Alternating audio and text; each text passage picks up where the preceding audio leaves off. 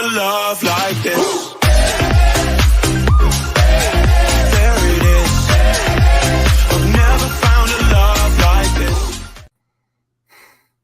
Hello, everybody. That's Clive down there, happy as ever. Welcome back to E20 Zone TV. Oh, we are all buzzing after that. I mean, West Ham 2, Arsenal 2. We have got Clive at the bottom of the screen. Over to my right there is Lucas, who is the watch-along king. And down the bottom there is the most hated man on Twitter, a.k.a. the banned man. He's banned for a week on Twitter, people. Westhamonline. Lads, don't all speak at once, but tell me how good you feel before we get started. Brilliant. Clive, I feel good. As you know from the little WhatsApp group, I wasn't really too confident about today, but yeah, after that, what a game. Yeah, and what about you, Lucas? Obviously, you had time to sleep on it. Yeah, literally, and yeah, I'm still buzzing, even though we just woke up. I'm incredibly happy. It's really, it's good. I'm just enjoying it. It was good. It still is. He's enjoying the moment, people. Right, let's get started. Let's start with this man, Lucas Fabianski, Westhamonline. I'll let you go first. What you saying about Fabianski today? I thought his kicks to the right hand side of the pitch was sensational, distribution wise. Yeah, a good performance by Fabianski. I think he's got a bit of an aura about him when it comes to penalties. He's just, I know Saka put it wide, but I think even if that goes on target, Fabianski saves it. Couldn't do anything about the goals. He was patient when he had the ball. Once again, brilliant at catching things. Just a major improvement on our number 2, Areola. So for me, Fabianski gets a high 7. Sensation. Joe, what you got? I'll give you one thing, Alfie. Yeah, you got a point there about Fab. What you just said there. I'll bang on the money there. He has got a bit of an aura about him, like, because Joe, what? I don't know why. I just fancy him to not. I fancy him to save it. I was quite shocked that he went wide. I will agree. I'll go next. I'll give Fab a solid 7 for me. I thought he was all right today. I think the first goal he can't do a lot with. The second goal, I think it's just poor defending all round, and Arsenal just went through us. Other than that, what else did he have to do, really? Done a few easier saves, so to speak, but you know what? He didn't really have to do a lot. So yeah, I'll give him a 7. Clive? Yeah, for me, as a 7 as well. Like, if you look at his performance, he made the saves that he could make today, and kept us in the game. There's nothing he could do with either of those goals that came in early. And obviously, we'll never know what would happen if Saka had got one in target, but he didn't. So, yeah, 7 for me. Lucas? He thought it was the Euros final. Yeah, Fab, not bad today. Not a lot to do. Both goals really couldn't do a lot about. Distribution was 50-50 today. Some good balls, some not. I'm going to give him a strong 6. Strong 6. Strong 6 for you. We move on. This man, who I thought was fucking excellent. I'm not even going to lie. He's up there for being man of the match for me. I thought he handled Martinelli well. Very, very well. Start with Clive. What you saying for Coufal or Soufal? Yeah. I think he's had a really good game. Obviously, he had to dispatch fucking Martinelli the whole game. But Martinelli's got good pace on him, and you'd think Soufal's going to really struggle in that sort of environment or game. But he had a really good game, especially in the second half, making the tackles, clearances that he had, and sort of Martinelli seemed a bit quiet, especially in that second half. There wasn't really much going through. Every challenge, Soufal sort of seemed to be quite clean on it. So yeah, I think for me, I'm gonna say a 7, because obviously I don't think. Well, I mean, he's not really at fault for either of the goals that went through either. So for me, if you're looking at his all-round performance, it's a 7 for me. Ooh, I can't give him a 7. It's got to be higher than that. I'll go next. I'm giving him a fucking strong 8. He's close to a 9, mate. I thought he was excellent. I thought he was absolutely excellent today. I thought he kept Martinelli dead quiet for most of that game. And Martinelli's been on fire for them. She's scoring every other week near enough. This is a player, Coufal or Soufal, however you want to pronounce it, that a lot of fans wanted out in the January window and said like he was on his way to Leverkusen. I thought it was excellent today, top class. I want to see more of it, and I was worried with our fullbacks today, but I thought our fullbacks sort of done pretty decent against their wingers. So I'm going to give him a high 8. It's close to a 9, but just not enough for me. But I thought he was excellent. I thought it was top draw. Westhamonline. On each player, I'm going to get the negative out of the way first. I thought the first goal, Jesus probably is his man, as Lawrence rightly says there.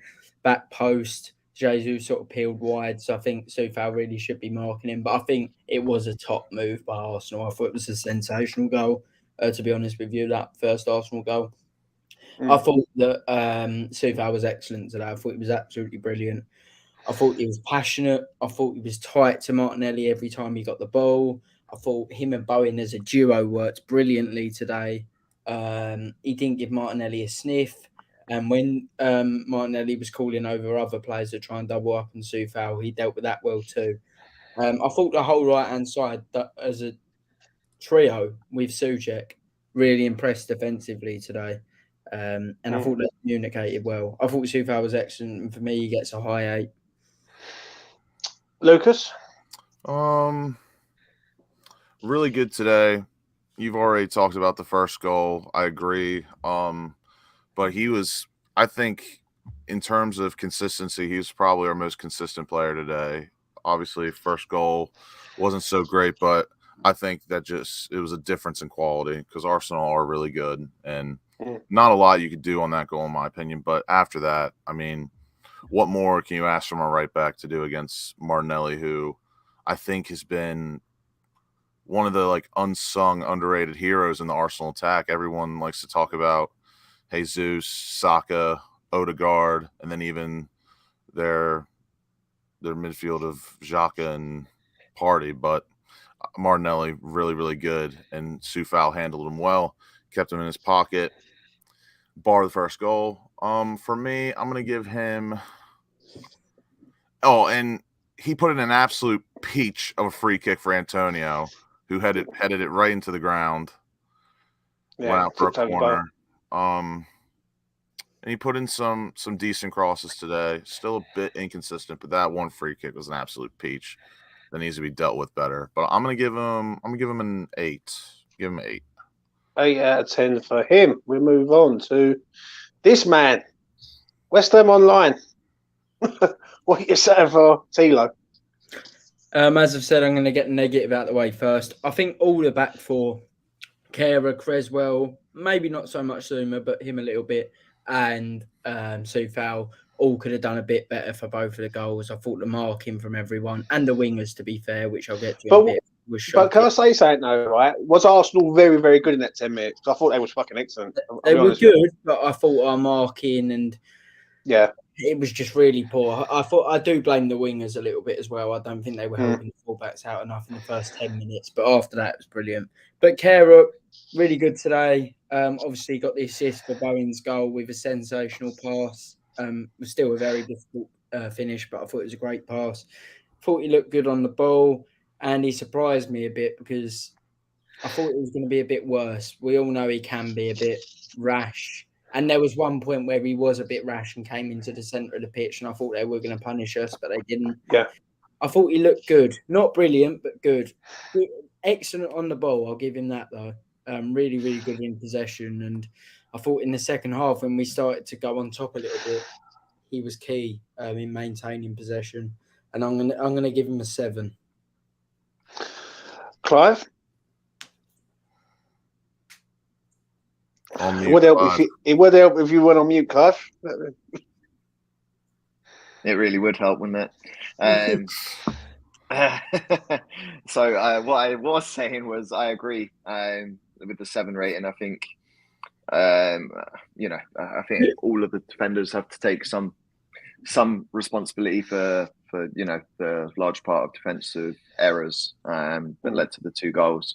But I think overall, Kehrer's had a very strong performance. If you look at across the whole 90 minutes, especially the second half, and if you look at some of the passes that he had made as well in the first half, he, around the time where we started to look a little bit better, he had done that pass to Antonio, who couldn't really, he didn't manage to muster a chance out of it, but there was signs that we could creep through Arsenal with those sort of passes that Kehrer was doing, and obviously in the second half that led to what our second goal ended up being, thanks to Kehrer's sort of initiative. Yeah. So I think a very high 7 for me for Kehrer. This is an R1 for me before I come to Lucas. I thought the first half he was shocking, if I'm being honest. I thought he was all over the place. The amount of times he gave the ball away. The second half, he seemed to be just a completely different player. Someone just put it in the chat. It's like his twin. He looked like a man possessed. He looked like a completely different player. Like I think West Ham sorted the Tierney situation out for Arsenal. When Tierney's like floating into the middle, West Ham were getting overloaded in the midfield. But Kehrer, great assist. That's the first thing I'm going to say. Like that first time pass, bang, straight into the path of Bowen is excellent. He did play a pass in the second half for Maxwell Cornet. He should have went over the top of the defender rather than down the side of the defender. I'm going to give him a high 7 for me. Just right. I don't know. I'll give him a 7. Well, I won't give him a high 7. I'll give him a 7. I thought first half he was a bit all over the gaff. In that first sort of 25, 30 minutes, he was all over the place. There's not a lot else more I can say really, other than second half he did go up a complete different level to me personally. So I'll give him a 7. Lucas. For me, strong 7. First half, not a great showing, and then second half, completely different level for him, and he got a great assist.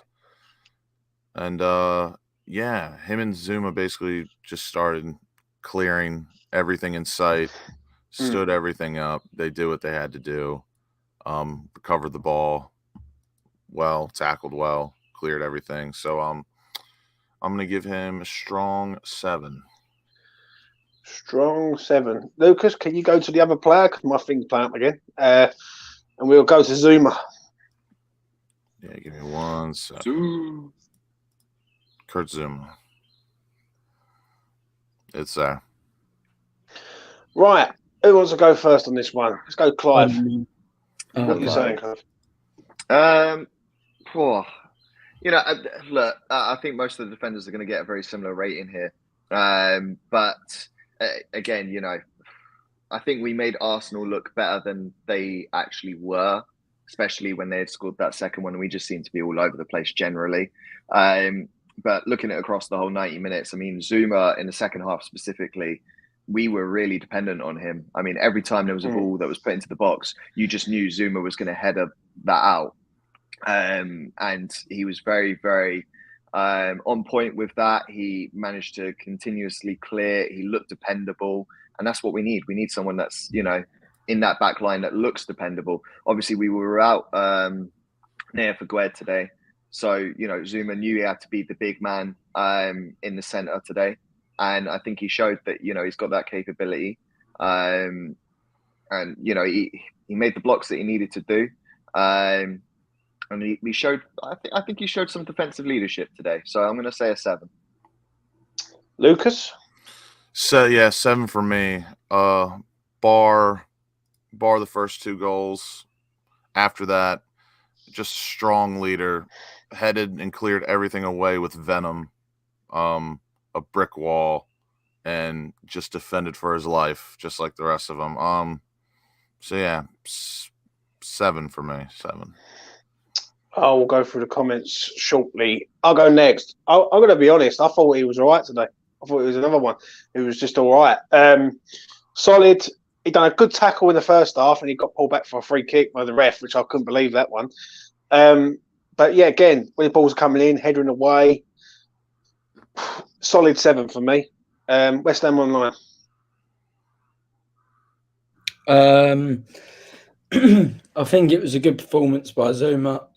Good in the air, decent on the floor. Obviously, he's not the most comfortable at times with the ball at his feet, but I didn't think he looked bad in possession today. I'd say out the 4 defenders, he was the least to blame for either of the goals as well.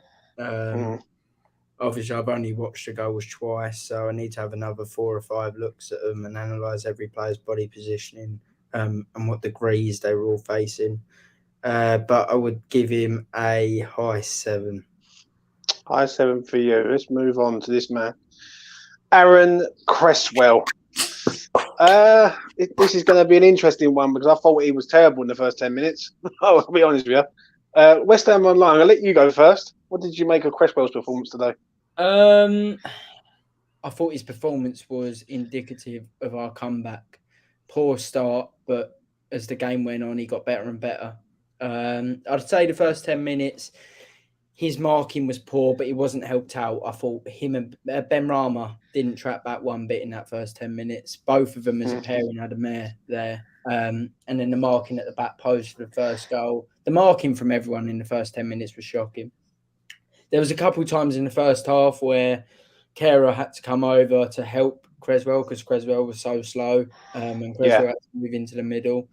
But I'd say as an overall performance, especially in the second half, Cresswell was very good. I thought he kept the ball well in the second half.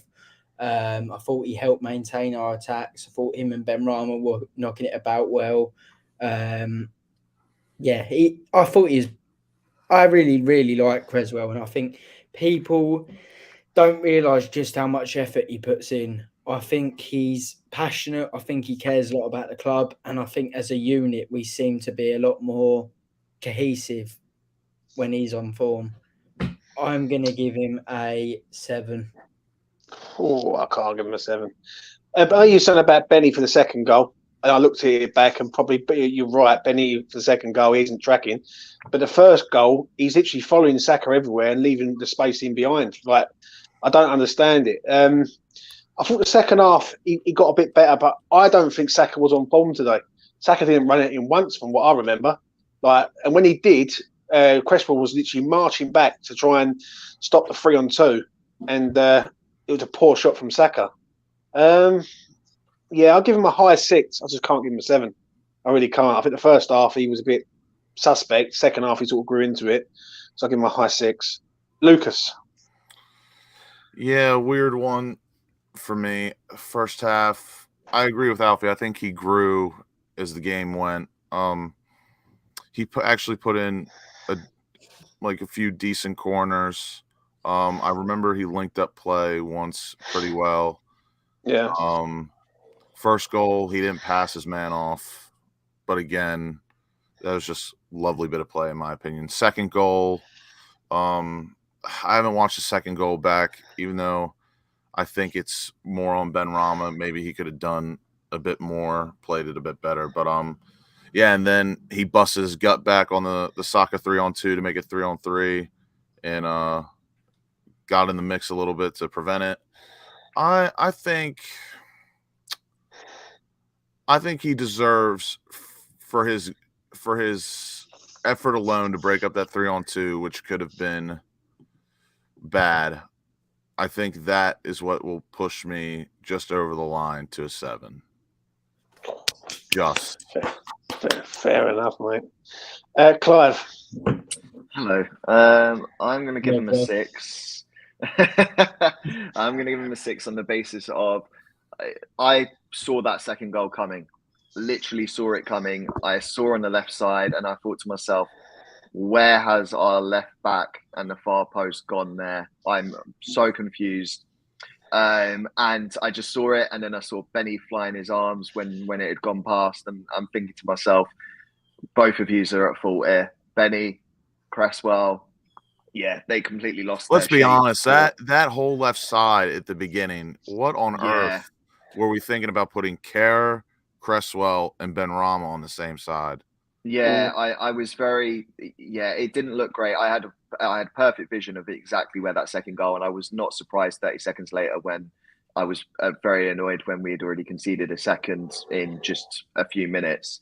I think things like that for me. I don't think I'd looked earlier, but if I'm not mistaken, accuracy in passes 53% or something along those lines for for Cresswell. It doesn't make for good reading when you're looking at it, looking at the whole thing. I think it's frustrating. I think he was the right choice for starting today, especially looking at Emerson's performance on Thursday, and I'm going to stick by that. I know there was a bit of a fling over the Cresswell starting situation today, but I think that was the right choice. But I think, we need to sort out a lot with the left back position. I think he does create the chances, admittedly, but he was at fault, and for me, it's a 6. Bang on, Clive. I think Clive just won it tonight. I would say that. Let's move on to Thomas Soucek. Lucas, I'll let you go first. Soucek. Again, I don't think he grew as the game went on, but he definitely got stuck in. And I think today, in my opinion, without scoring, was like a typical Soucek performance, in my opinion. He didn't really do a lot to lose us the game, but again, he didn't wow. Was he an influence today, or was it just his work rate that was there today? I would say he influenced our result, especially towards the end, because he actually was able to keep the ball once or twice when we really needed to keep it. He also recovered the ball a few times when we really needed to win it back towards the end. So it's a tricky one for me because he only attempted 12 passes. He wasn't really great in the midfield today, but in terms of being scrappy, holding the ball in key situations, winning the ball back in key situations, he was good. It was, I don't want to say vintage Soucek because ultimately he maybe comes up with a goal. Oh, it's a weird one. Oh, I'm going to give Careful, Lucas. Just know I'm listening. Because of the end, I'm going to give him a strong 6. But he just doesn't do enough to get to a 7. But his work rate is second to none, in my opinion. It's just what he does in the midfield. Just not enough, but he got stuck in, grinded out the result, and he done important stuff in important positions. Strong 6. Westhamonline. I think a few of the ratings I'm seeing for him are a bit unfair. I think if Flynn Downs puts in that performance, you're seeing a totally different outlook. I thought Soucek was non-existent in the first half, but the second half I thought he was really good. Not necessarily a key in possession. He only had 10 passes, I think, in the second half. Lucas is the stats man, but I think it was 10 in the second half. But he was covering a lot. There was 2 times I can remember when they were going through in the centre and he won a duel in the centre of the pitch, right near the box. We countered straight away. I thought his positioning, his ability to link up and help the right-hand side defend, I thought a lot of times that Coufal's great performance wouldn't have happened without Bowen and Soucek, in my opinion. I thought sometimes Coufal was delaying Martinelli and Soucek would come over and help Coufal out. And I thought, as a team player, I thought he was good today. So I'm going to give him a high 6. I'll go next. I'll give him a high 5 for me. Just not enough. Just not enough. I'm sorry, it's just not enough. Like he's in a midfield 3 and was getting overrun in the first half. I think people keep forgetting how bad he was in the first half. James, that's an interesting stat from Charlie. He made more passes than Antonio, Benrahma, Coufal, and Cresswell. Yeah, but if you're passing it backwards, then what's the point? Do you know what I mean? Like, how many of them passes are forward passes, productive passes? Do you know, the way you got to look at this, the first half we were getting blitzed. Yeah. Now up until the penalty, we was getting blitzed, and they was going through the middle of us. Tierney was in the middle of the park, kept cutting in all the time. I'm sorry, but he's got to do more. He's got to do more. James, what did you rate Cresswell? I've forgotten. I rated Cresswell a 6, I think it was. Right, and Cresswell was at fault for a goal, yeah? and you're saying Soucek, who Yeah, wasn't at but the for a problem goal, is was at 5. Cresswell developed in the second half. Yeah, Soucek, apart from running around, did he influence the game at all? Yeah. Yes. Well, I disagree. Lucas Paqueta influenced the game. Declan Rice influenced the game. Thomas Soucek, if you was to go and watch that back, would you say he influenced the game? I don't think Yes. so. I I disagree. Would say he did. Well, Arteta's fucking wrong because he's dropped 2 points today. So, for me, I'm going to give him a high five. High five over to Clive. Oh, I feel like you're just trying to wind me up. Okay, so I'm not. It's fucking fact. You know what I mean? Go on. So look, everyone's always complained that his passing accuracy is abysmal, this, that, and the other. And yes, admittedly, in the first half, he was non-existent almost, and he'd only made 2 passes, albeit they were both accurate passes in the first half. In the second half, he made 8 of his 10 passes accurate, leading to 10 out of 12 being accurate in this game, and an ultimate accuracy rating of 83%. Not bad for someone who can't pass. So, in my defense of Thomas Soucek here today, he made 1 block, 1 clearance, 1 headed clearance, and 2 interceptions. He was formidable. But isn't this what he's supposed to do, though, Clive? I think. Like, isn't this what he's supposed to do?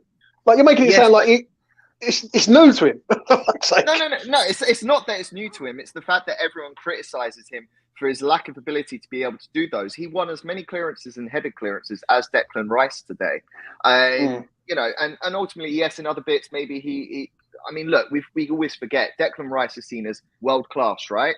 Thomas Soucek is not world class. I think we can all sit here and admit that we have one player on our team who is considered world class that could garner a transfer fee of triple-digit figure in the millions. So, we can't compare him to Declan Rice. I think that's unfair for any player, with maybe the exception of Lucas Paqueta due to the cost of how much he is. But I think today was shown. Soucek showed confidence, something we haven't seen in a while. Everyone says he has a lack of ability to be able to tackle. He made challenges today. He was on point with those challenges. He won those challenges. Every time he went down, he went straight for the run to get the ball, pick up the ball, so Arsenal didn't get it back. He made the moves that he needed to do. He saved Coufal, like what Westhamonline has said. He, there was a bit of a Czech partnership. It worked. It worked well down that right side alongside with Bowen. He held up the ball where he needed to, and he made passes that, ultimately were useful. He did not lose that ball, and he didn't lose his way. He had a confident mind, especially for those final 25 minutes, and he got the better of Arsenal's game plan for those final 25 minutes. So I think it's a high 6 for me. Well, we will move on to Declan Rice. Lucas, I'll let you go first this one. Declan Rice. Declan Rice today, I would say another good captain's performance. He was a real ball winner today. He was just in the midfield. Not his best passing display. Not his best passing display today, but he just won all the balls, interceptions, recovering it, and just – and let's remember, we only had 28, 29% possession today. So I guess you could take his passing stats with a grain of salt, but still not a lot of passing going on today. But he just seemed to win the ball so much. And I was looking at the stats after. This is how much he won the ball. 4 interceptions and 11 ball recoveries. It's a lot of action, especially when you're sitting back and you're basically just taking it most of the game. So for me, a good captain's performance. He didn't really have a chance to really influence the game going forward, but that's not really going to sway my rating. I'm going to give Rice because, again, Soucek isn't always winning the ball a bunch, so someone's kind of got to do a bit more. So because of that, I'm going to give Rice – I'm going to give him a strong 7. Without him in the midfield today, definitely would have been bad news. I'll go next. I'll give him a bang on 8. 8 on the money for me. I think the first goal that we scored, or leading up to the penalty, he does the good work on Partey. Start of the game, he's coming out, he's pressing people, he's shutting down players straight away. Second half, I wouldn't say he was as much of an influence, but he's there. He's there, and he's a threat. Like with Declan, like one thing with Declan is that if the balls are coming down the side, you know he's motoring back, and he's a positional player. He's excellent. So yeah, I'm gonna give him an 8. I thought he was pretty decent today. He was pressing people. I don't know what it was, but in the first sort of few minutes of the game, he was pressing people who he knew he had to press, and he sort of got amongst them, which is good. And he actually drove his team sort of forward in the second half, in my opinion, because I just felt like that's the different West Ham that I've seen for a long time. That West Ham wasn't David Moyes' West Ham today. That was like a completely different team that come out in that second half. So I'll give him an 8. West Ham Online. I just have to quickly correct you. That was David Moyes' West Ham right there. No, it wasn't, mate. No, it wasn't, mate. Because if that was David Moyes' fucking West Ham, right, to shut you down, we would have done that most of the fucking season. That wasn't David Moyes' West Ham today. That was West Ham as a team fighting for the fucking claret and blue. We'll come to the tactical mastermind in a bit. But Rice, with the captain's performance, I thought he showed Thomas Partey, the idiot, complete levels. I thought Partey was terrible, and I thought Rice was good. I agree. I think in the second half he wasn't excellent, but he was definitely good. I wouldn't say he was our best player. I've seen a couple of people say he was man of the match. I don't think he was, but I thought he was really good. And for me, he's getting a high 7 and a pat on the back. Ooh. Yeah, take the pat on the back and all. You know what I mean? Clive. So for me, it's a 7 for him. I think looking at both the performance as well as the captaincy side, obviously, I think West Ham had lost their way very early in. But I think Rice was quite or relatively consistent. He seemed to gain or garner the players in. I mean, ultimately, the change of fortune that we had in the game was thanks to Rice. If Rice hadn't got the better of Thomas Partey, then Paqueta wouldn't have had that. Wouldn't have been able to gain the penalty and that foul. So, I think ultimately, the change of fortune was thanks to Rice. Both Rice and Paqueta both saw the most ball time as well in terms of both passes and chances of passes. I think Rice ultimately, he had a relatively good game. Not man of the match for me, not his best performance either, but he was definitely a rock in the middle and what we needed. And, when you look at our performances this season, you do think to yourself, if we lose Rice this summer, which I think we all know is inevitable, we're going to really miss him in that middle because, we can't just rely on just one man. Having two men that today managed to, hold the ball for the amount of time they did and have the amount of passes they did. And even, do you know what, in the second half, I'm just trying to think there was I think the fans were a little bit frustrated. We'd sort of come from the final third all the way back into the middle. And typically we would have seen West Ham actually just play it back to the goalkeeper. But Rice has got that vision where he literally managed to play it down the wing straight, I think, to Bowen, if I'm not mistaken, from a nothing pass, really. But it's those sort of passes and movements that we're going to miss. I think for me, it's a comfortable 7 for him. He did well. I think when he ultimately leaves, I think it's going to be very important that we replace him with, like he was today, just someone who wins the ball a ton, recoveries, interceptions, makes tackles. I think if we can replace him with someone like that, forward passing. I won't go too far. I won't go too far, but someone who just is a ball winner. That's who we need to replace Rice with. 100%, mate. We all done on Rice? Yeah. Right, let's move on. Lucas Paqueta, as I always do. Lucas to Lucas. Take it away.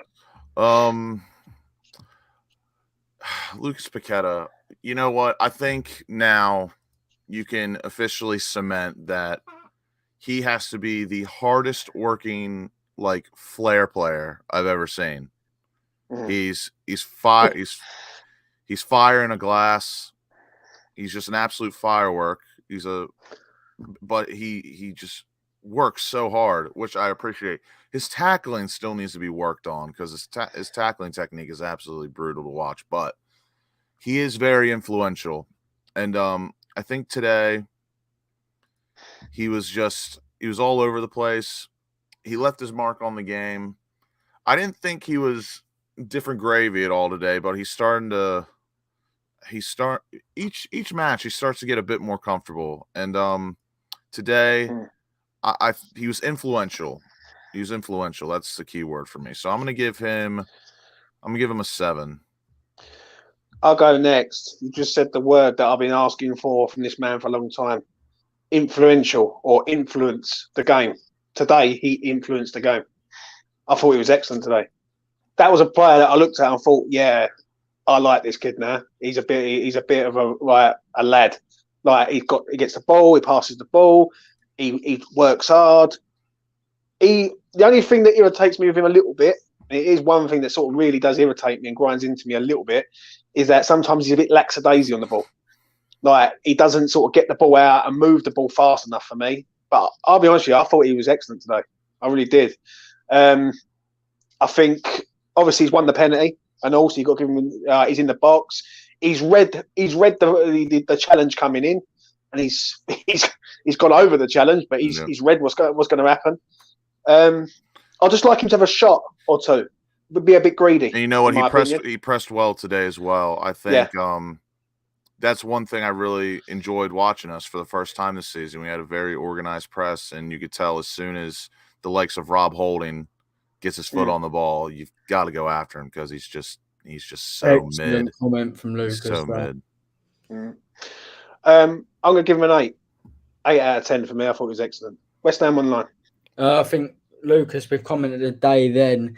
Paqueta was brilliant in the press, and particularly on Rob Holding. If people are trying to say that wasn't tactical and the players just ran out and did it themselves, such as Paqueta and Rob Holding, then you just hate David Moyes, in my opinion, by the way, because I'm seeing a bit of that in the chat. I thought Paqueta was good today. Excellent.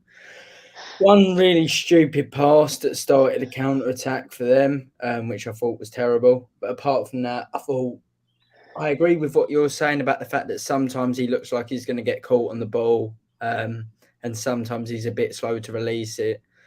But I thought it was his best, apart from Fulham at home, I thought it was his best game in a West Ham United shirt. I thought he conducted everything. I think he didn't look out of place against an outstanding midfield that Arsenal have.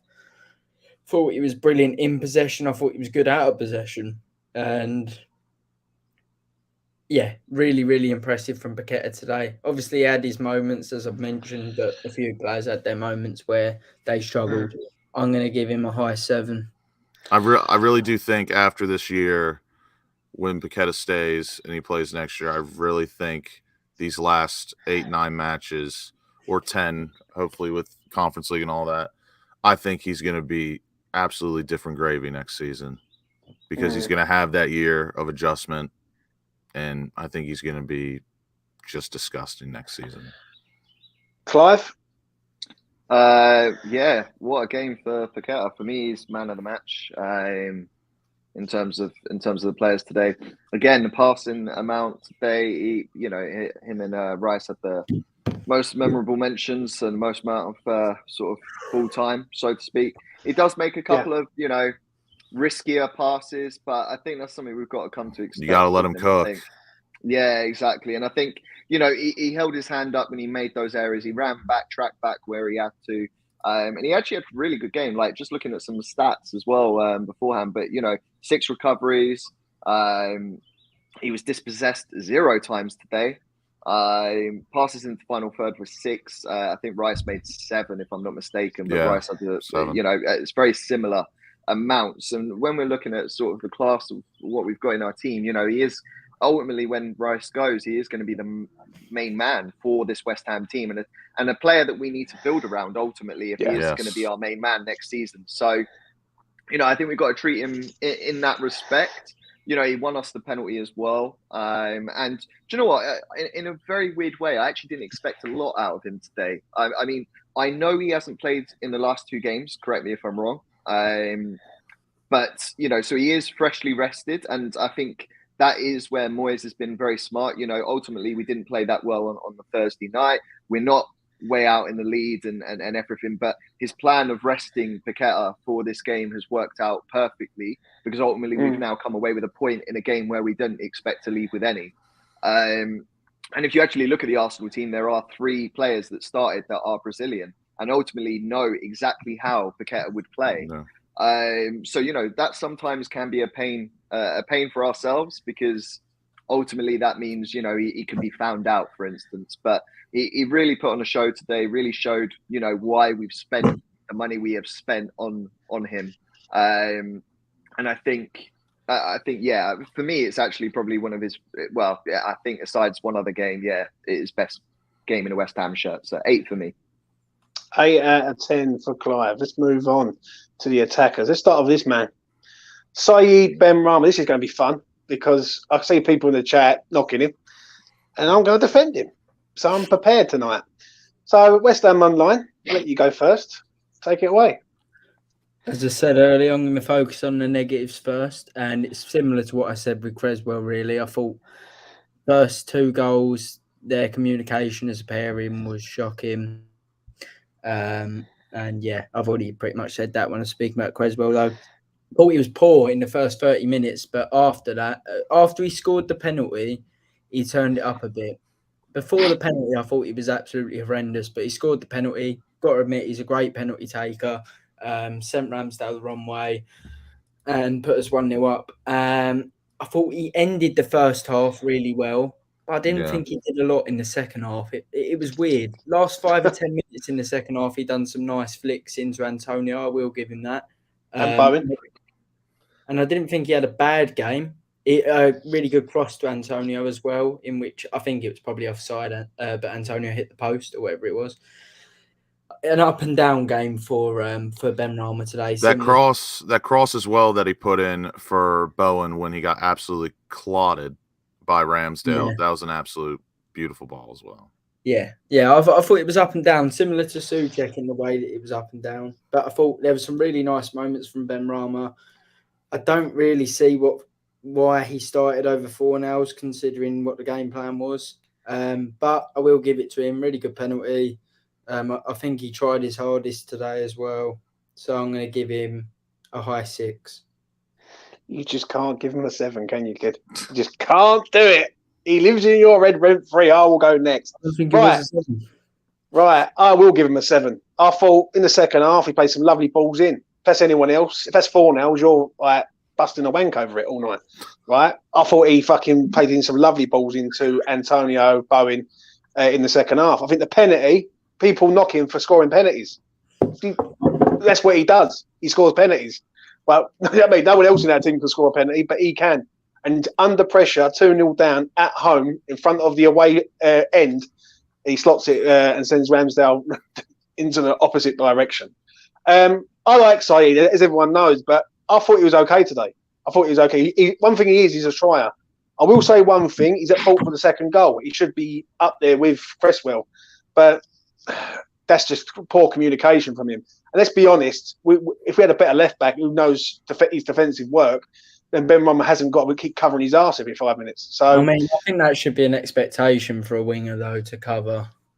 Well, I don't know about that, but if we've got a better left back, then our left back sees the danger and reads it. But I'll give him a 7 out of 10. Bang on 7, no higher, no lower, 7. Clive. Oh, this is a tough one, I like Benrahma, as we all know. I really do.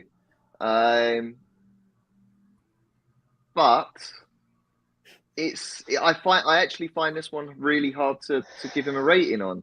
I debate between 2 numbers. I debate between a 6 and I debate between a 7 here.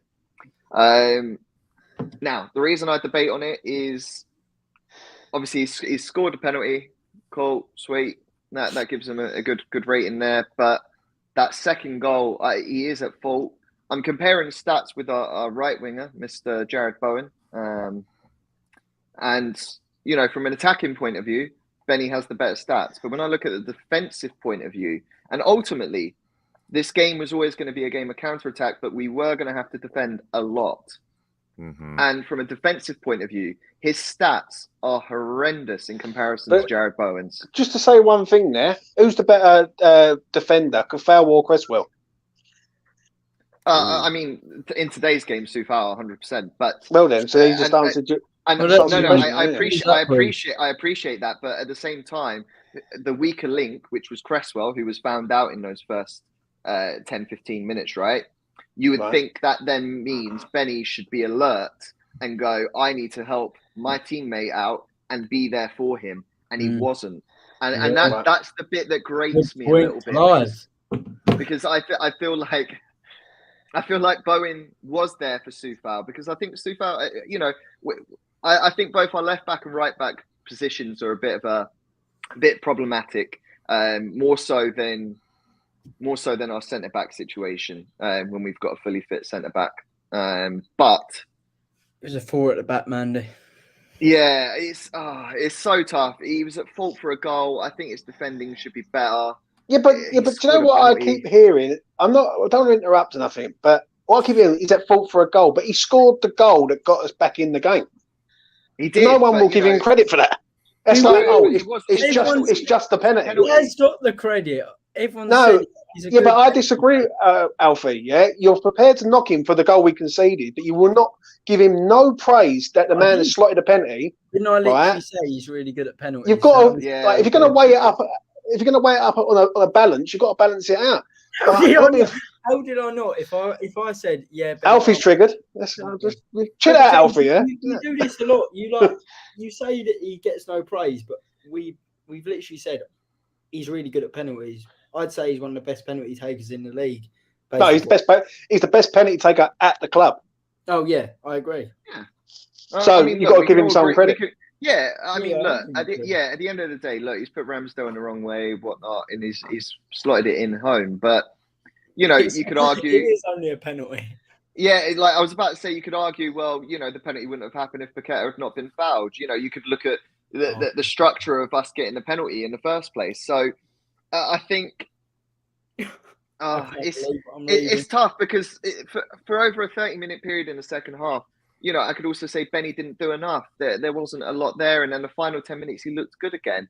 It's tough. I'm going to say a high 6 because there were errors, and I think I've seen better from Benrahma. I do. Oh, I agree. I agree on that, but you've got to give him credit where credit's due. Yeah, I've given equal. I've praised him where I need to praise him, but I think also there's areas that I just can't necessarily forgive, and maybe watching the game back, maybe I'll change otherwise. But for me, it's a high 6. I can't do it. Yeah, high 6. Fair enough. Lucas. Benrahma is going to get a 7 for me today because of everything that everyone said. He created a great chance with that cross to Antonio, who's got to do better there. And he created a half a chance. He got a foul when he went 1 versus 4, got fouled. And that free kick, that Coufal free kick, the peach, led to another Antonio bit of a howler of a shot on goal. Yeah, I agree. And towards the end, Benrahma played some very good balls through to get our attack going, which was crucial. And I actually really think he dug in and got stuck in very well towards the end. But I am in agreement with Clive on everything defensive, second goal, mindset in general defensively, because I know he's a winger, but at the same time, I think he just failed football 101 when it comes to defending. I know he's a winger. I don't expect him to be amazing, but as a football player, you see all the best football players, the way they play, their head literally does not stop moving. It's on the bounce, front, side, wherever. It doesn't stop moving. And if Benrahma was aware, he would have tracked that runner for the second goal. But I don't think his work should go unnoticed for towards the end. And he put in a great penalty. Again, I don't know what it is with the English. They just cannot put away penalties. The Algerians seem to be able to. So yeah, I think he deserves just a 7 today. I think he deserves that number. I think he does. Fair enough, Lucas. Fair enough. We'll move on to this man, Jared Bowen. Let's start with you, Clive. What do you make of Jared Bowen today? Yeah, I think for him, the best part really is if you're looking at the 25 minutes, him, Coufal, Soucek, managing that. Obviously, he scored a goal. Do I think Ramsdale should have done better? 100%. But great pass, great movement from Bowen to get that second one in, and he had a bit of an iffier performance. I think from an attacking point of view, he didn't really put much in for Antonio today. If I'm looking from that aspect, but I think he did what he did. He's managed to come back and play and defend where needed as well. And I think, like I said, I've compared him to Benrahma's performance today. Benny's had a better performance in terms of an attacking point, with the exception of obviously, Bowen scored an open play goal. If we're looking at that, and yes, don't worry, Benrahma scored his penalty. He did. Yeah, I love how you say like it's a problem, but he did, and that was when we was 2-0 down. It's just like I feel like I had your face just looking at me like, yeah, but they both scored. Yeah, but he did score a penalty. Benrahma scored a lot of open play goals in the Premier League this season. Yeah, I've got to be honest. I think, look, from a defensive point of view and tracking back, the way Bowen played today is better. I had a lot of confidence with him keeping the ball, dribbling with the ball when it came to those sort of final 20 minutes or so in the game. And I had a lot of belief in how he was playing. I like this Bowen, that's turned up in the second half of the season. He is starting to find that form again. But he isn't as consistent as I'd like to see. I think he... Agreed. I think he needs to improve in terms of getting that sort of movement into the box, the final third. I think there are aspects that could improve in his gameplay anyways. But he showed a lot today, and you can't fault him for that. And you can tell he's playing with his heart out there, which is what I like. So for me, he's going to get a low 8. I'm going to go with. So not man of the match. I was debating on a high 7, but I'm going to give him a little low 8. I think his defensive work was quite nice today. I'll go next. Excellent. That's the Jared Bowen I want to see in that second half. Running at people, causing mayhem. Great goal. Also, first time finish. Straight past the goalkeeper. No hesitation. When Jared Bowen is on it, he's a very, very, very good player. When he's not, he's like a ghost. Do you know what I'm saying? And I'll be honest with you, over the last few weeks, he has been carrying West Ham a little bit in the attacking sense, where other players haven't. Do you know what I'm saying? I thought first half he was a bit quiet. Like obviously the first 10 minutes when we're 2-0 down, he's defending mainly. So when you've got a Jared Bowen who's defending rather than attacking, you ain't going to get the best out of him. But second half, I think West Ham nullified the threat of Tierney in the middle of the park, and they said, right, get the ball over to Coufal and Bowen and make Tierney defend rather than just allowing him to come into the middle of the park and being another midfielder. I'm giving him a high 8 today. I thought he was top draw. That's the Bowen I want to see. Simple as that. High 8 for me. Decent. Runs at people. Scores goals. That's the Jared Bowen I want to see, man. High 8. Westhamonline. Brilliant. Man the match. I think Bowen's been really good since the World Cup, as Samzini rightly put there. I thought it was his best performance of the season by a mile. So many times he had nobody with him and he still got us out of trouble by either playing it off Tierney or finding a way to get something, whether that be a throw on, a corner, whatever it may be. I thought he was excellent. I thought he was defensively good. And his goal was that was the Bowen that we saw last season. It was an excellent goal, a great ball. World class. The technique on that is really hard, and I thought it was brilliant today. I think that's the best Bowen performance I've seen since Lyon away, I'd probably say. So I'm going to give him a high 8 and my man of the match. Lucas. Yeah, Jared Bowen. This is the Jared Bowen that I know and love. He could quite possibly be the hardest working winger in the Premier League, and I'll put him against anyone in the work rate department because he is just like a dog chasing a rabbit. He really is. And again today, another player that pressed well in my opinion. And yeah, he was just really good today. He absolutely grafted all match long. His goal was, like I said, world class. The technique and how difficult that is to even get like that good of a hit on the ball when the ball's coming in from behind you, especially the angle that Kehrer put it in. It wasn't like a traditional through ball. I mean, it was high and looping. It wasn't like an arc. So it was really tough. And yeah, Jared Bowen just really, really good today. And him and Coufal are gonna have my eights for the day. And because of the goal, I think he'll be my man of the match. But him and Coufal, I was talking about Coufal being a man possessed. Jared Bowen today. I don't know what it is. I love watching him graft because you just do not see wingers work that hard, especially in defense. And his defensive stats were impressive today for a winger. What are you rating him? 8. Yeah, man of the match. We'll move on to this man. Mikel Antonio. I might as well let Westhamonline go first in this one. What are you saying? Absolutely class. That's how you play as a lone striker. Thank God we didn't start Danny Ings, because if Ings started that game today, there's not a chance in hell we get a point. He ran the channels brilliantly. I thought he had Rob Holding, who was horrendous, on absolute toast. Who do you think's better, Rob Holding or Nat Phillips?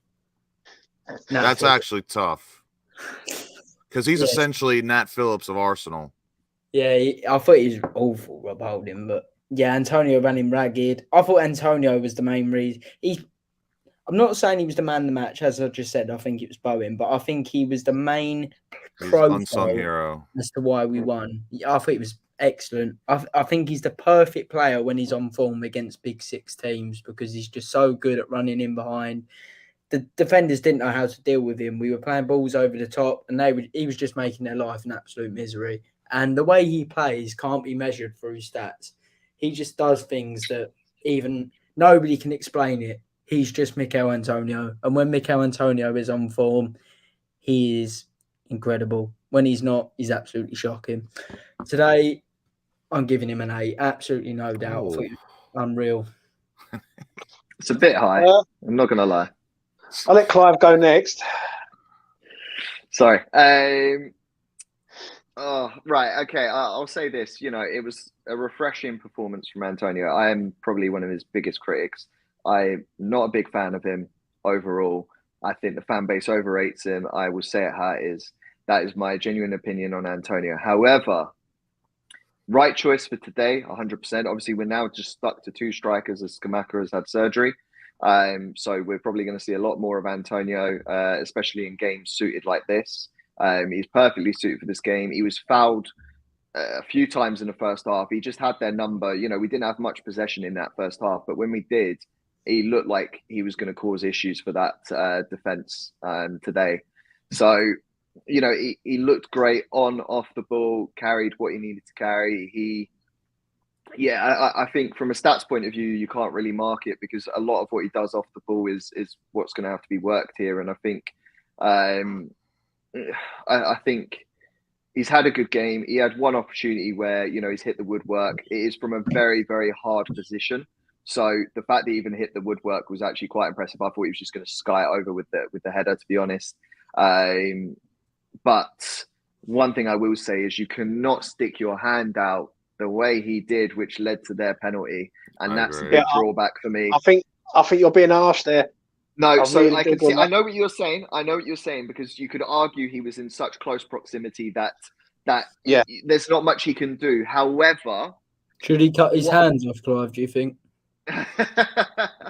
However, look. How about not putting your hands up like you're an NFL wide receiver trying to catch the ball? I think this is something that a lot of players will do, especially if you're not a defender. I think obviously when you're, I would assume in training has changed a lot in terms of defenders really have to make sure that they're in their body silhouette, their hand placement.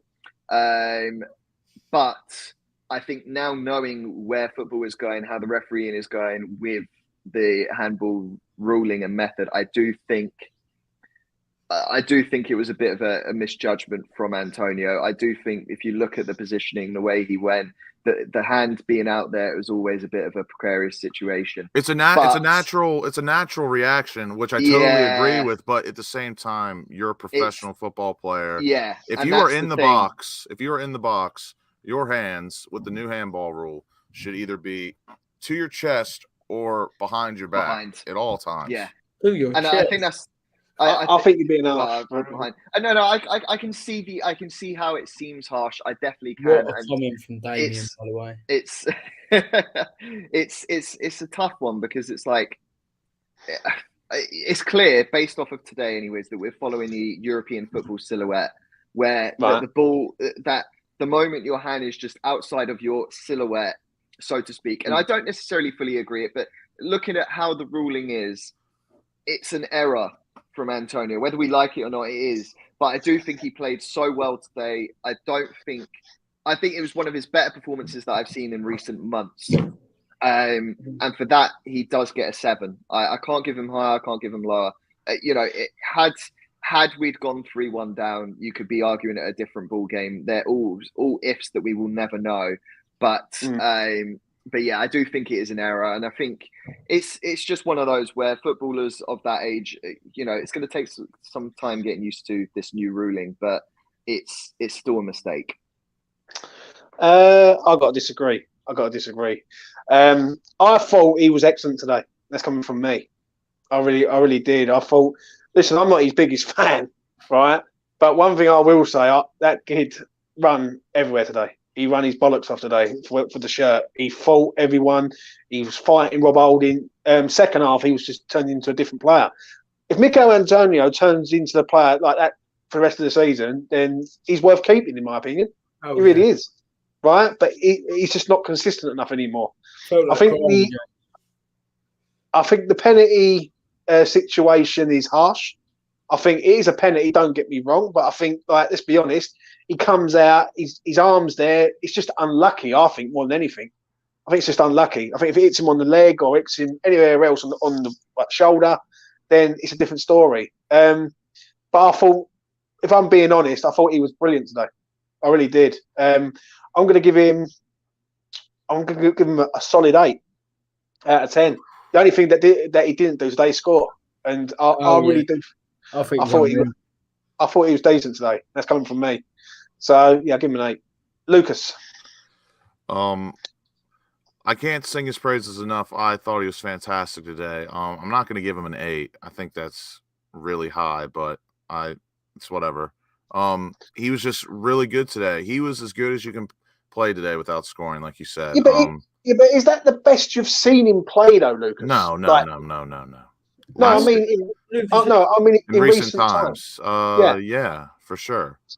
So he's got to be listen, right?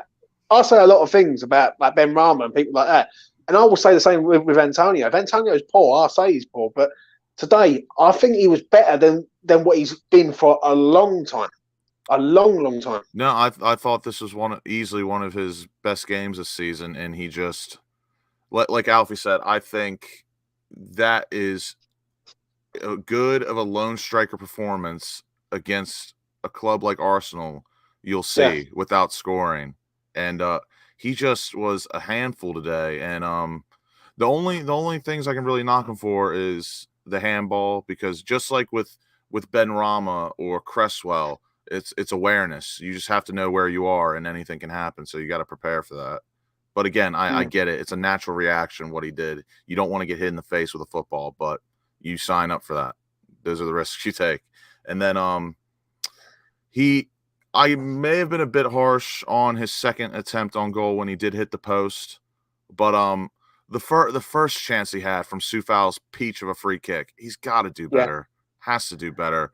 I don't really understand what heading the ball into the ground does. I'd rather see him either just head it right to the keeper with some venom or try and put it towards one of the corners.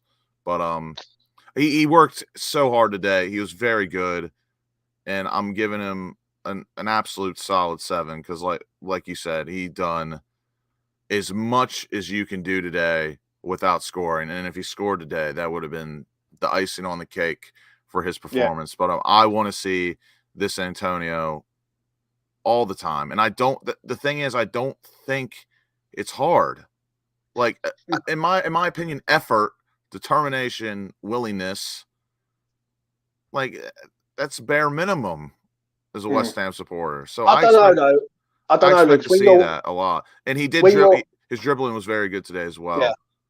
And he was good down the channel. So even his touch, people are pumping it into him, and at times he had a perfect touch. I was like, what on earth am I watching here? Like, we're never going to see the Antonio of last season, which to me, that was like, that was poetic almost to me. I've got to agree, though, with Westhamonline there. I just want to get to this super chat from Lawrence. Lawrence, $9.99. Thank you very much, Lawrence. Thank you, Lawrence.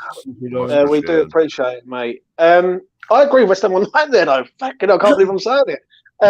His touch today was excellent.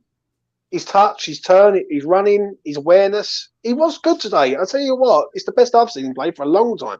I will say that. But James, can I say one more thing? It's funny. Go ahead.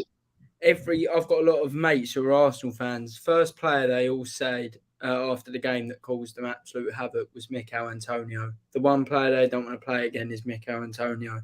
He's the unsung hero, and I think I was close to giving him man of the match. I thought he was that good. He was decent today, and that's coming from me. Listen, I've got to be honest. A lot of the big six defenders say that, and that's why it concerns.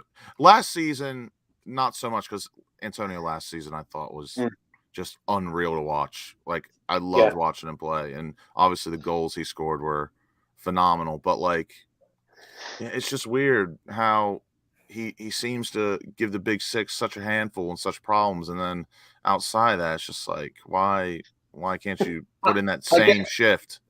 I guess if you actually look at the big six and most of their defenders, they're not exactly, the argument we were having about goalkeeper this morning. Yeah, I think if you look at them, a lot of them play out of the back, especially in the top six or your traditional top six, and I think, because of the way they play their style compared to, say, the lower half of the table where it's all about having the stockier defenders, the bigger defenders, the ones that can really knock you off.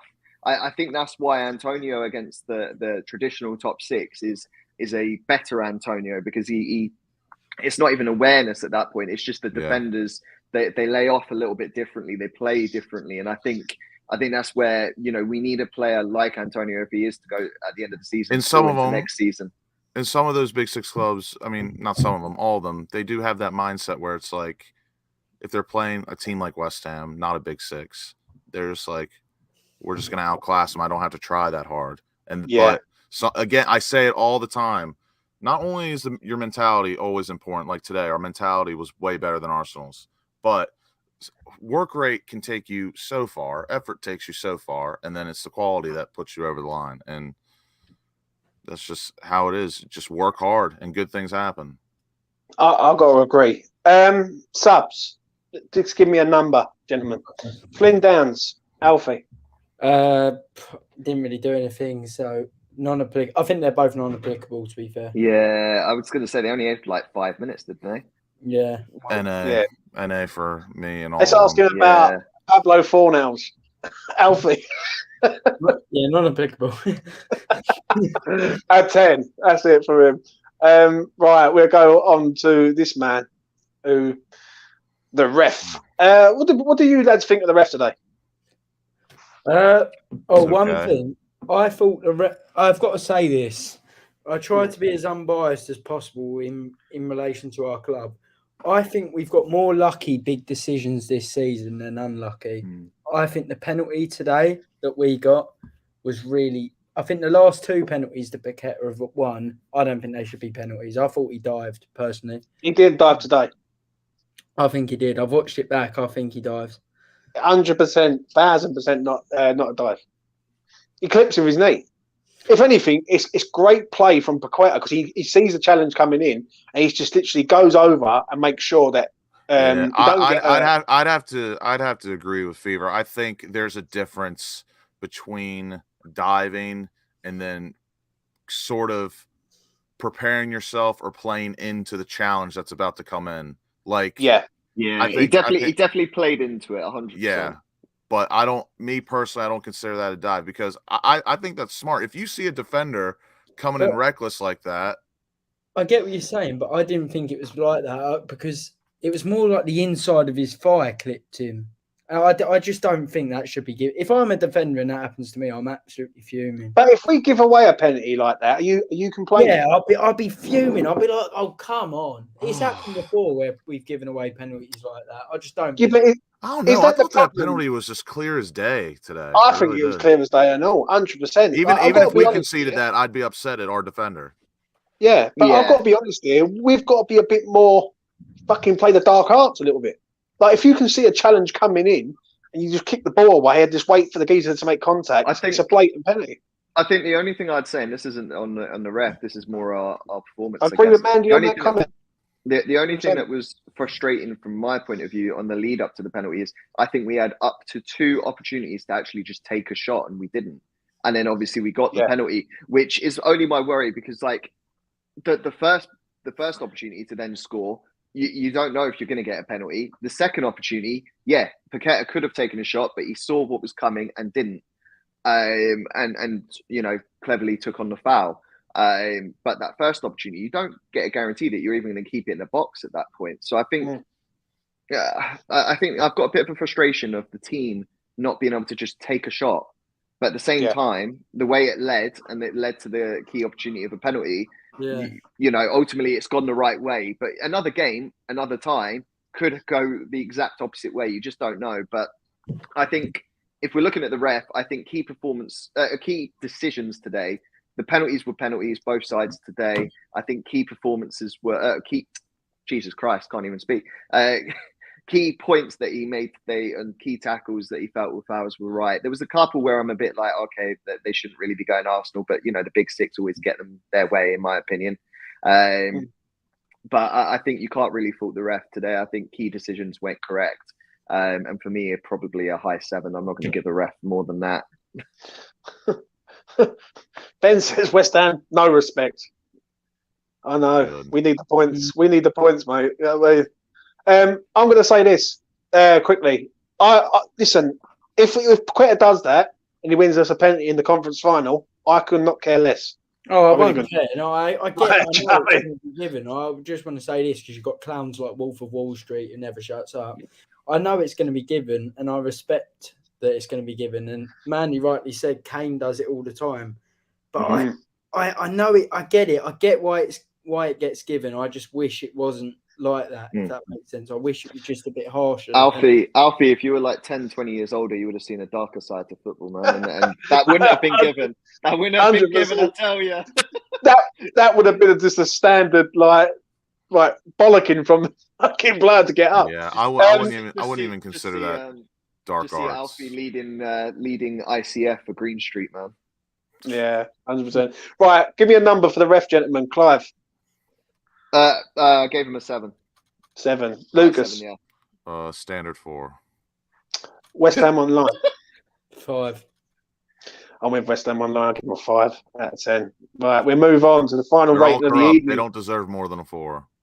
Except for that one official I can't remember from a couple weeks ago. He'd done a brilliant job. Yeah, he got the highest rating he'll ever get of a referee from me. And last year you hated him, Rob. So yeah. Right, let's move on. Let's move on to David Moyes. This is going to be fun because I know the man over there, wherever he is. There you go. He's just changed his photo. He's going to come out with some old spiel now. I'm going to start off with Clive. Okay. so take it away, Clive. I was literally going to say you might just want to start with me and Lucas. I think so. Then you two can hash out your issues and maybe fight each other. Yeah, me and Clive are great over here. Our friendship's great. Yeah, exactly. I was going to say this is going to be great. I think, looking at the lineup today, I'll be honest, after Thursday's performance, I was concerned that we were going to go to a back 5 situation. especially against Arsenal, to be quite frank with you. But you know, he didn't. I think the formation worked well. I think the effort from the players, especially in the second half, if you're looking at the aspect of the way we've played, are the players playing for Moyes? It's clear they still are. Yeah. I think if we're looking at those sort of aspects, Moyes has had a good game. I did have concerns that we left it very late to sub, make our substitutions. I do feel when Arsenal made 2 of their subs around the 70th minute, sorry, my mind's a bit cloudy, but it was around that time. I do feel we should have made at least one change around then. You know how bad I wanted to see Antonio and Cornet run at Rob Holding together? That would have been the most... And I will be honest. That would have been abuse. I will be honest.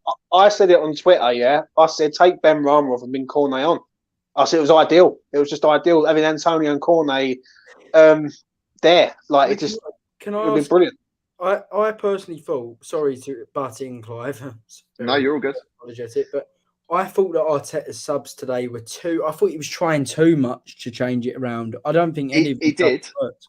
Yeah, I think he did make the wrong subs if you're looking at Arteta's point of view, and I think my only thing was more the fresh leg situation. I think we looked a bit leggy at times towards the end, but obviously I think that's where heart and desire really came out today, and that's why I say I think the players did fight for Moyes today.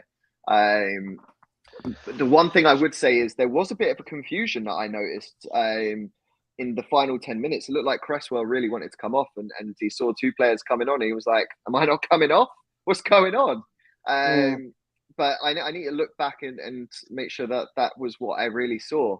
But I think if you're looking at who should have come off, for me, Cresswell should have perhaps come off with maybe 20 minutes to go.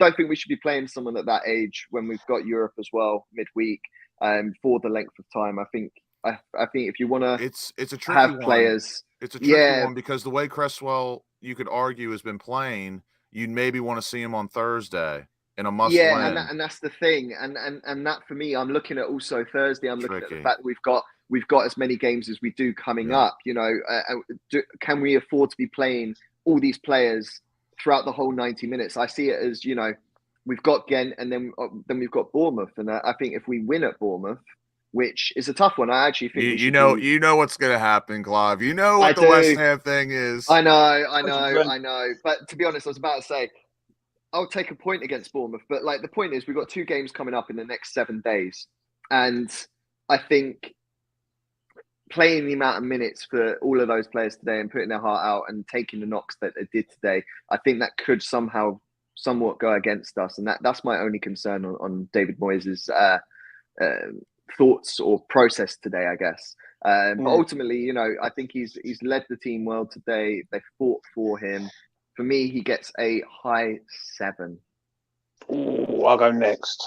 I thought the first 10 minutes was shocking. It was all over the place. I know people say about Benrahma, but if you're going to play that way, Fornals is the man, isn't it? Yeah. And that's coming from me. Like, if you want to play that way, and like, I didn't understand the system. That's the first thing.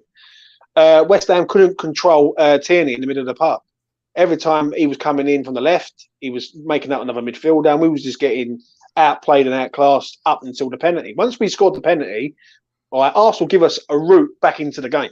As simple as that. Right, without that penalty, I don't think we're scoring today. At half time, I thought he should have changed it. He didn't. He come out second half, and West Ham looked a completely different side. It was like they got in there at half time.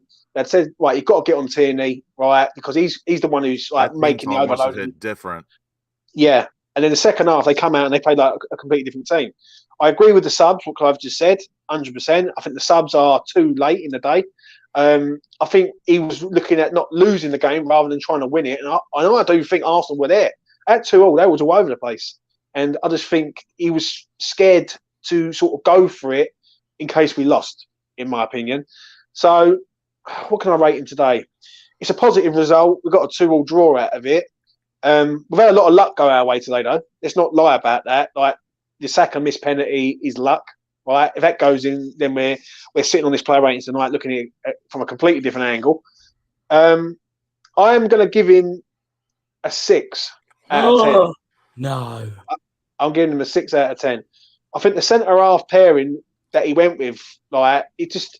I know that he lost a Bonner. Yeah, I know he lost a Bonner, and Cresswell for Emerson. Like, I would have thought Emerson would have been the better player to have on the left-hand side than Cresswell, personally. We just drew to the top of the league. We did just draw to the top of the league, and I am with you on that. But second half, we did rode our luck also. You can't deny that we haven't rode our luck today. We definitely rode our luck, but I think I put what did I put in earlier? We'd only scored 2 goals or more in like 6 games or something this season. It wasn't a pretty thought, and the fact that we've managed to score 2 today is good against top of the table team. I think there are points to look at.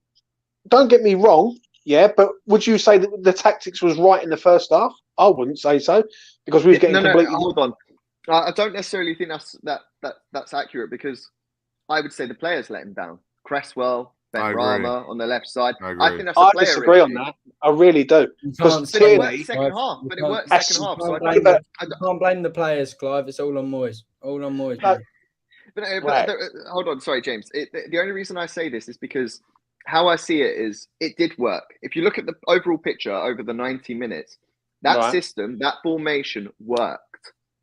The problem is the players in those first 10, 15 minutes did not work. And that's the player thing. Like, you could say it's nerves, lack of fitness, would you say it was lack the of first ability. Would you say it was the first 15 minutes, or would you say it was all the way up to the penalty? Because Arsenal could have scored 3 or 4 in that first half. No, let's be honest. Could you not say that's confidence? Because as soon as you can see 2 that early in and small space of time, your mindset is going to change, and then you're panicking. You might not make the correct. We do love turning the on switch on when we're 2-0 down. We do love exactly. that. And I think it's one of those. But like, we looked good for the first 4 or 5 minutes. Let's not forget that we looked good. We were threatening, and then as soon as we conceded the first, then 3 minutes later we've conceded the second, and then the players' heads have all come down, and then it's a fact of trying to get the ball back, trying to get the possession. Would you not say that if Arsenal don't gift us that penalty, you can see us getting back in that game? But we were starting to create a chance, and like I say, I think we should have taken a shot. And had we taken a shot, I think we score. And I do. But then the penalty still happens. I do think when that penalty happened, we were on a bit of an uptick when it came to our pressing. Yeah. Thank you. Thanks, Ben. I know we are. Do you know what I mean? That's why we're here. I've got to disagree, right? I look at it that Tierney was running the show for them in the middle of the park. Every time he was on the left, he was coming in, making up, overloading, and West Ham were literally getting fucking destroyed in that first half. Yeah, and up until the penalty, we was going nowhere. Arsenal gifted us a way into the game, and we took it, and they gifted us in the second half a way back in to get back into the game when Saka missed the penalty. I think the boys done really, really well, but then you look at Moyes. Could Moyes have gone for the juggler and gone, you know what, Arsenal were there, right? 2-2. We could have been a night. We are playing Arsenal. Well, yeah, but the way you got to look at it is, if someone would have said to you, "This is a free hit," is that a free hit that is worth going for? When you're 2-2, because this is the way I look at it. We're now 5 points clear of the relegation zone. Goal difference, we're better than all of them. So essentially, we're 6 points clear. I think we're pretty much safe. One more win, and I think we're all right to be. I think Forest are gone. Their fixtures are horrendous, and they look awful. Southampton, I agree. Gone, so I think we're going to be all right. I can't. Yeah, I think now we're literally 1 win away. I think I've always said 34 points is enough to stay up, and I stand by that. And looking at our fixtures, I think obviously we'd like to get something out of Bournemouth, but Bournemouth are having an uptick. Then we've got Liverpool, which I actually think we could get something from, especially at home. Yeah. Then we've got Palace, which, well, under Roy Hodgson, they're 3 for 3. And it's a bit iffy. Then we've obviously got City, United, Brentford, but then we've got Leeds and Leicester. If we can deal with Arsenal like we did today, we could definitely handle Liverpool, because we will arguably have the better midfield as well. Yeah. I'm going to say this, before I get Westhamonline on. I'll give it a 6 out of 10 for Moyes, as I said. He got the job done, maybe a little bit braver, and we might have nicked it, but we could have lost it. So, 6 out of 10. Westhamonline. Damien, you're a legend, mate. Mr. Moyes, My Arsenal mate, I brought him up earlier, but he said to me, my mate Ollie, Arsenal fan, he said to me, I don't think there's been a manager that's got one over this season quite Absolutely, Alfie's romance of a man. Absolutely alphaed him. He said, I don't think there's been a manager that's got one over on Arteta tactically this season quite as much as Mr. Moyes. He said, I think you've got a real special manager there. I was like, yeah, I agree. I thought today, tactically, Jet Black choked today. Tactically, we were brilliant. The only weaknesses tactically were Mark Warburton's fault. Now, hear me out here. Mark Warburton is the opposition analyst. And I thought we dealt with Odegaard terribly in the first half an hour. Oh, I thought he was so good today. Odegaard has run us ragged every time they've played us, and he continues to do so. That's on Mark Warburton for me. I thought our pressing was brilliant, which was due to Mr. Moyes. And I thought we just looked passionate. I thought that was the team I fell in love with. That is the team I fell in love with under Mr. Moyes. The past 2 seasons, that's how we've played. And for me, that was a true Mr. Moyes performance. That's why he won Manager of the Decade at Everton, because of performances like that. The pressing from Paqueta, who Moyes has got the most out of, Antonio, Bowen. I thought it was sensational from Moyes today, and I think we eradicated the threat from Saka. I thought we doubled up on Martinelli, which was clearly tactical by Mr. Moyes. Sensational, really. Obviously, I know people don't like Moyes. I'm even reading the chat. There's some people they just can't give him any. But you can't take away Alf, right? Be real now. Don't talk bollocks, because I can listen to you talk bollocks all the time, but I can't listen to you talk bollocks on here, right? Hold on. In that first half hour, we were all over the place, and if Arsenal would have been better than they were, right, and didn't take the foot off the gas, we're not sitting here happy tonight. It's as simple as that. First half an hour, first 5 minutes. I agree with Jared Bowen's assessment of the game. I think he got it bang on the money, and by the sounds of what Bowen and Antonio said in the interview, they're well behind Moyes. But I thought the first 10 minutes, the 2 goals were 2 big chances for Arsenal that derailed us. I thought it was like Newcastle game where they didn't necessarily deserve to. And then the crowd went flat because of it. I went flat. I'm not blaming the crowd. That's just what happens. And to be honest, we needed a moment of luck or a moment of brilliance. And that's what Rice brought when he won the ball back from Partey. So that's not on Moyes, that's on Rice. But tactically in the second half, even Nick from Claret and Booze, who isn't a big fan of Moyes, he said it. That must have been some team talk from Moyes ahead of that second half. And I think people don't like him. Even though he's been our best manager the last decade, so I don't understand it one bit. But people don't like him. But that was a true Mr. Moyes performance. And I'm going to have to give him an 8. And that is an advert to don't do drugs. Literally. Stay off cocaine, people. It will fuck you up. Big time. You know what I mean? Fuck you completely up. You know what I mean? Stay off that shit. You know what I mean? Allow that. Lucas. Please give me some light at the end of the fucking long tunnel, please. Luke, you know it was an 8. No one thinks it was going to be a tall draw today. So, today, start with the lineup. Wasn't a fan of starting Cresswell because I've had the same opinion on Cresswell this whole season. But he got, I would say he in the end, he got it right with Cresswell. He played Soucek. Depending on how you feel, how you see the game, you'd say he fluffed it or not, or it was all right. But I think he got the lineup pretty much bang on. Tactics, the pressing of Rob Holding whenever he got the ball, that had to be done. So I think the tactics were good today. But I agree with Clive. I think the player today, Ghent was a tactical disaster class. Today, agreed. The tactics were spot on, but I still think some players let him down. Like when I was talking about the whole Benrahma Cresswell situation, do I think Fornals, today, I agree. Fornals, this is his kind of match. But just because Benrahma's playing doesn't mean like what happened when he lost his man. I expect Fornals to do that as well. And if Fornals lost his man like that, I'd be fuming. Because that, again, I think of that as basics. And there's other examples as well where I think the players let him down. But I think tactically, good today. Lineup, good. That team talk, like I said earlier, must have been insane because we've never seen a reaction like that this season. He's the man, Lucas, I think. Oh, shut up. You are chatting. So, go on, Lucas. I'll let you land because I've got something to say. Go on.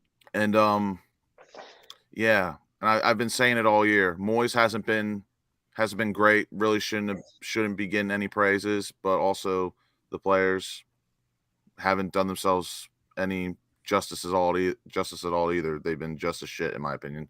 But today we made adjustments during the match at halftime, and I mean Arsenal, they're really good. I thought they were very good today. Even if they're mid, even if you thought they were mid, like you got their best, mid, and bad. Even their mid they're good. They're really good. And we got a draw, a big draw. This result's huge. Huge result. I'm gonna give. What are you rating? I think Moyes deserves a 7. Dan. A 7 out of 10. Dan. Well, I'm just running to get my charger. That's all right, mate. I've got to disagree with you. What you just said about the tactics. I thought the tactics were wrong in the first half. No, he's changed it. That was on Warburton, mate.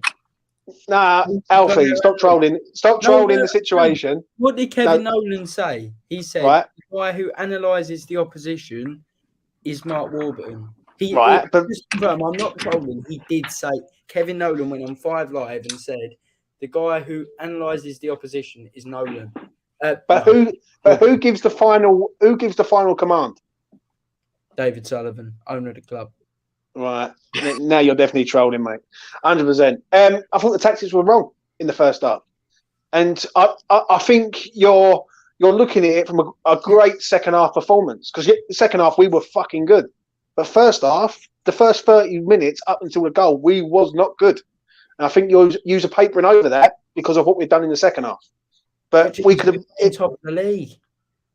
I agree. We're playing top of the league, but it still doesn't mean to say that we weren't good in the first 30 fucking minutes. I still think, like at the end of the day, yeah, all right. The first 30 minutes we weren't that good, but the first 5 minutes we were fine. It's the 2 goals. As soon as you concede 2 quick goals, confidence goes down. And let's be honest, we know where we are in the league, right? And I think the players also know that. And I think there is an additional pressure, and I think the players are making more mistakes than they typically would. And I think me, Clive, and Alfie agreed. First goal, in my opinion, that was just class from Arsenal. Yeah, that is pure quality. Yeah, that is fine. Okay.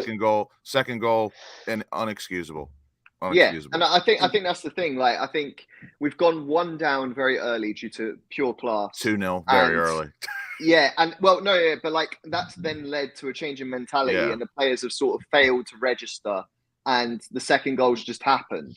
And I think these sort of mistakes do happen. I think that's a player issue and a confidence issue more than anything. Because if you look at the overall 90 minutes, it worked. Right, but I'm going to say it again, right?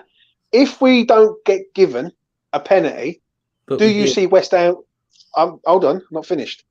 But if we don't get given a penalty to get back into the game, do you see West Ham getting back in the game? I mean, odds would say no. But well, I mean, I would say no, but I would say we were having an upturn as it was. Yeah, no, that I agree with. The odds say no, but I would say what we saw on the pitch, the stock was rising. Did everyone just miss that incredible high press that Mr. Moyes implemented today? Jack Elderton said it perfectly. We made so many high turnovers today. But do you know what I would say? High turnovers.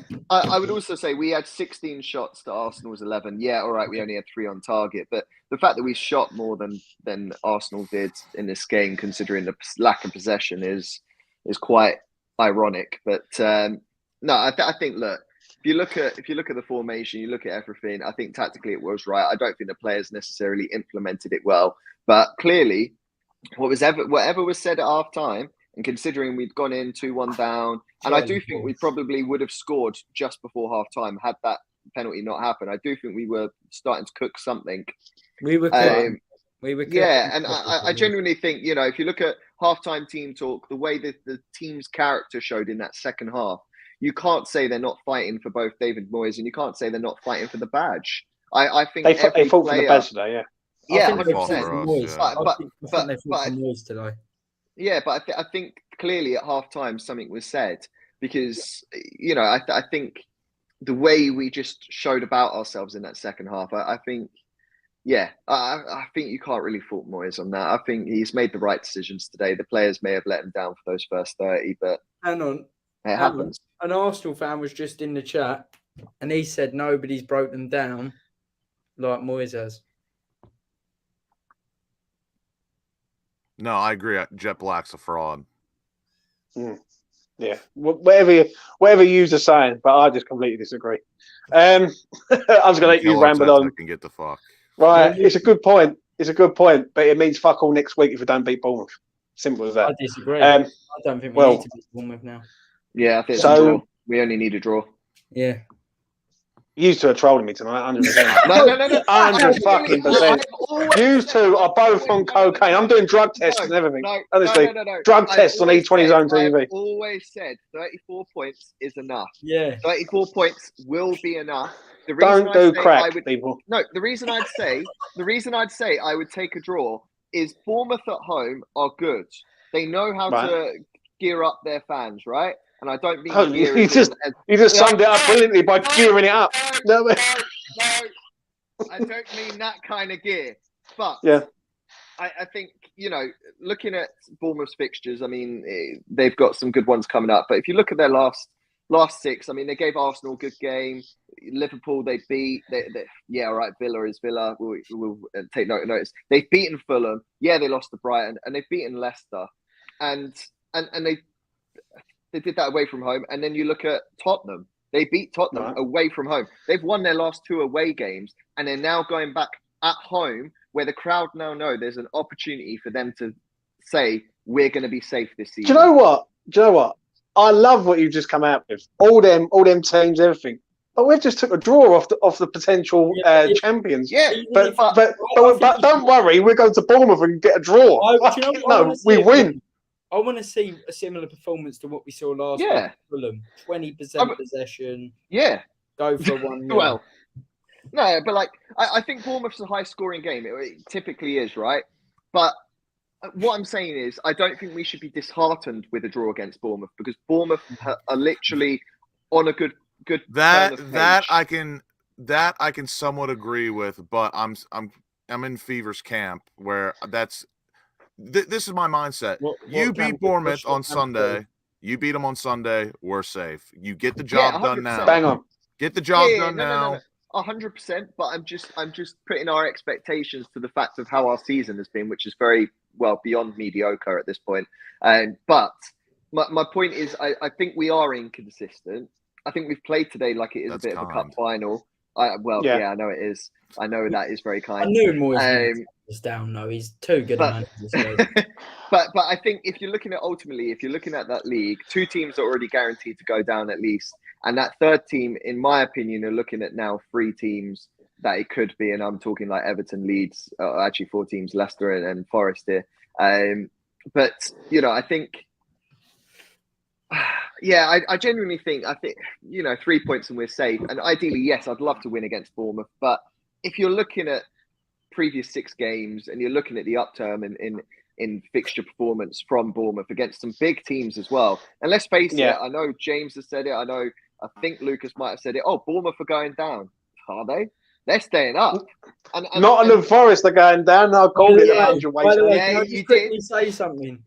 I don't know if anyone knows Dan Lawless on West Ham Fan TV, but I had a bet with him today that if we draw or win, he has to change his profile picture on Twitter for a week to Mr. Moyes' face. He's just on it. So if you all want to go on Twitter, Mr. Moyes is gracing the Lawless's Twitter. Fucking hell. Can I get to this super chat, gentlemen? Yes. Lee, thank you very much. Bring back Mitch. Fucking please do, mate. Honestly. Save me. Save appreciated. Mitchell.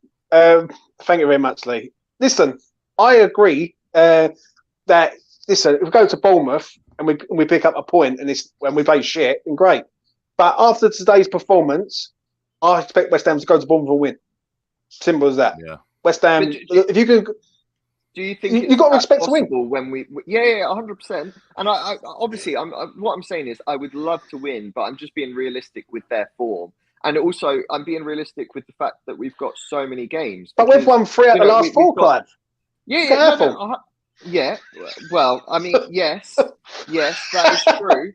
That is true. Look at the teams we faced in comparison, though. We've had Southampton 1-0 win. We had a 5-1 loss to Newcastle. We've had a 1-0 win against Fulham, right? That's the last 3 prior to today's game. And then obviously, I'm not going to count the European Conference here, but then we've also had the 2-2 draw today. What I'm trying to say is, if you're looking at the fixtures and the list, Bournemouth have had more top teams theoretically, and they have performed very, very well, and we should not take them lightly. Is I guess what I'm trying to say. And we barely beat them the first time. Yeah, and we do have Ghent midweek. Like, we've got Ghent on Thursday. Players are probably going to be more fatigued after this because over a 10-day period. A 10-day period, we will have played Ghent, Arsenal, Ghent, Bournemouth. 10 days, 4 fixtures. The players will be fatigued. We do not have a big squad, and I think because of that, I do expect our performance our performance to decline by the Bournemouth game. And that's just me being honest with how we are. And therefore, Bournemouth, for me, a draw is good. Not ideal, but it is good. I would say this is what I would say real quick. You know how I felt about the Southampton match fever. I said if we do not win that, we're going down. This is not the same, but a bit more relative. 3 points, we should be nabbing 3 points against Bournemouth. But if we were to draw, is it the end of the world? I would say no.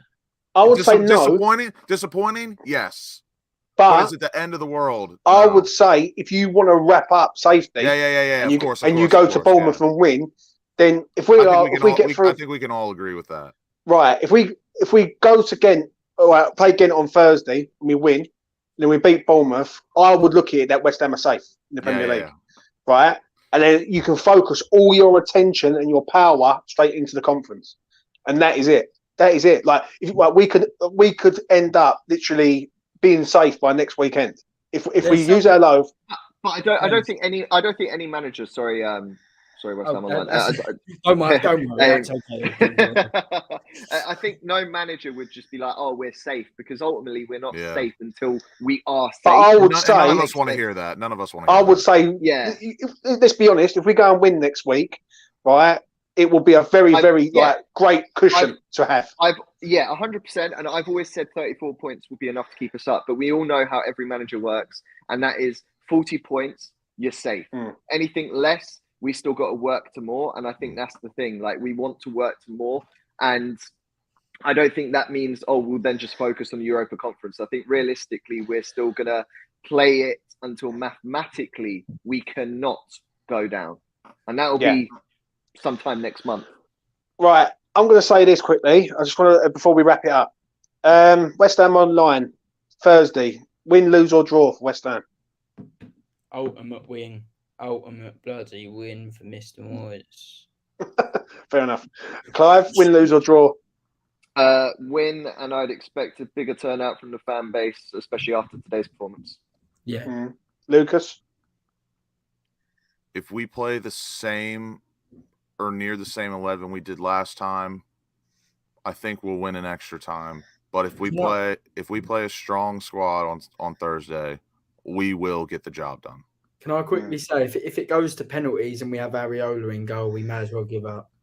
Yeah, that is true. That's one thing I do agree with you on. I'm going to say I think West Ham turn up. I think this game might springboard West Ham into action in the next few games. It's so tricky. It's so tricky, though. It's so tricky. I don't believe so. I think West Ham might do a job on Ghent. I think they're up for it now. After today, I think it's tricky. I think after today they've shown what they're all about. that's the standard that we want to set at West Ham, and that's what we expect as fans each time. So you know what, we will see what happens. Anyway, it's Sunday evening, and if all of you have got places to go, and so have I. So I want to thank Clive. I'm going to watch The Only Way is Essex. Can you not interrupt me when I'm trying to do an outro? You. I've got to watch those. Any chance? Yeah, right. Is there any chance? Right. Please do smash a like on the video, and please do subscribe to the channel if you're new around here. I will be back towards the middle part of next week. We will be doing something preview for the Ghent game. West Ham got a point today, good point against a really, really slick Arsenal side, and I'm going to be honest, it's a very, very good result. Good performance also towards the back end of the game. At the start, not so good, but you know what? It is what it is, and we move on. Can West Ham get past Ghent on Thursday? Let's hope so. Trust me. Anyway, from me to you, take care. Peace. Wake up! There it is. I've never found a love like this.